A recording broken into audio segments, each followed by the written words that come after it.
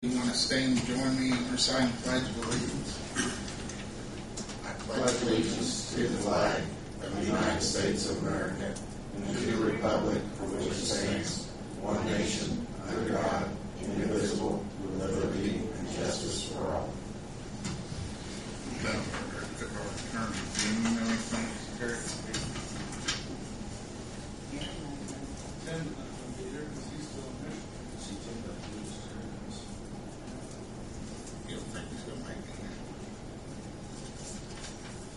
Today's Tuesday, May the 19th, 6 o'clock. That's the regular meeting of the Greensburg Water Board. Looks like we have one member absent, right when I see. The minutes have been distributed to you in your packet. Any corrections or objections to last month's minutes? Not, they'll stand approved as distributed. First order of business, fluoride treatment. Rick, I guess that's you. Since we started our plant expansion or upgrades, we've not fed fluoride in our water supply. Just recently, it's come, something is going on with the sewer, and maybe Gary would know a little bit more. All I know is they are hitting their MCL on their what they're putting back into Gas Creek. So we had Jeff Smith with the sewer plant. This is a regulation that I didn't put down on for whatever reason. So I explained to Jeff that for the last 9 months we wasn't able to feed fluoride to see if he had been in compliance in the last 9 months. He went back and looked at all of his records, and I believe he said he had been in compliance for the last 9 months. Feeding fluoride, we all know what fluoride putting water in does or is for healthy teeth, children and kids. I actually called the state to see if we was required to feed fluoride. I talked to IDM. They told me that it is not a requirement. In the past, we had heard that if you start feeding it, you have to continue to feed it, which is not true. I would have to have a letter from the board president to IDM stating that we decided to no longer feed fluoride in our water. And this would help Jeff Smith on not exceeding his MCL also. Right now we have a natural fluoride content in our water of a 0.4 part per million. When we feed fluoride, we boost it up to 1 part per million. That's what we do.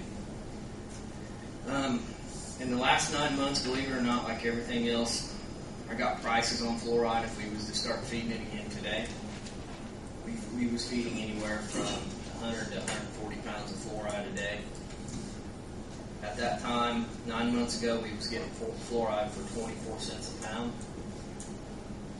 If we was to buy it today, it's going to cost us 43 cents a pound, so it's almost double. So I guess what I'm asking the board is it okay that we do not start our fluoride pumps back up? Did you math out the cost of that? You're faster than I am. Pardon? Did you math out the cost on that? The 42 cents and all of that? What's that amount to? I didn't. I got the prices per pound, but just guesstimate, 100 pounds a day, so you're talking $43 so a day, compared to it was $24 a day. So it's almost double if we was to start it back up. There's pros and cons on fluoride. Some people you talk to, they don't like it. They think that's probably, it could be a carcinogen. There's people you talk to that's what they think. There's other people, like dentists, they believe in it. We should feed fluoride. Is there something that has to be announced, like a public announcement? I would, if we decided that we was not going to, feed fluoride anymore. It's something that we would need to get put in the paper. And if anybody had any questions, they could give me a call. Or it'd be interesting to see if there's a public outcry for those. Whether we open a can of worms or whether people just pretty much accept it. It's in most of the toothpaste. Maybe they don't need it. Right.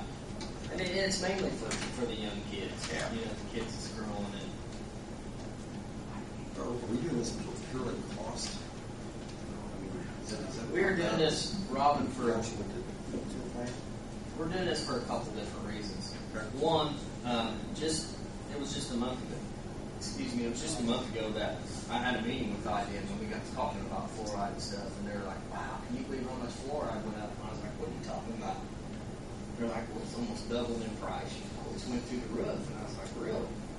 And so it just kind of hit me like, do we really need to spend that kind of money for fluoride treatment?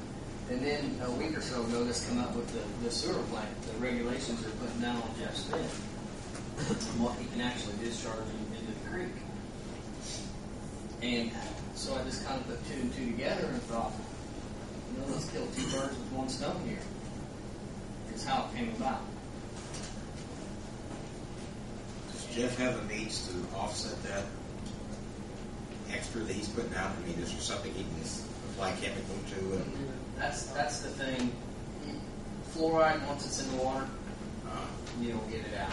it's there. You have to dilute it somehow, and Darren can speak a little bit more on, maybe the process of, maybe have you talked to Jeff about? That what's going on is just getting an NPDES permit renewal, which NPDES stands for National Discharge Pollutant something or other permit.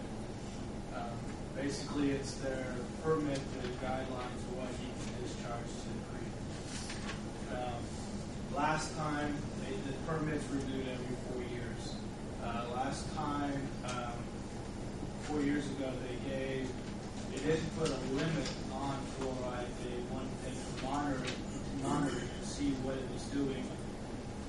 About, I would say, 8 or 9 years ago, this issue came up at the wastewater plant. What happened was the fluoride limits, the discharge limits, it's what's called a pass-through chemical, meaning that whatever's in the water coming into the treatment plant will be there going out because there's no biological way for it. It's once it's water soluble, it's the only way to remove it is to do a very expensive reverse osmosis or something like that. So it's considered a pass through. So they were doing, and the reason it comes up is it's discharged to Gas Creek, which goes to Sand Creek, and Sand Creek is the water supply for the town of Westport. And what happened is they sampled it when basically the wastewater stream was the only flow into Sand Creek during dry weather. So they had elevated levels that concerned IDEM about that. So they had several meetings, and most of the fluoride that is in the wastewater stream is more from the industrial side. It's in hydrofluoric acid that's used in flux for some of the welding processes on some of the industries now. They met with the industries. I know Jeff's had a meeting with the industries as well.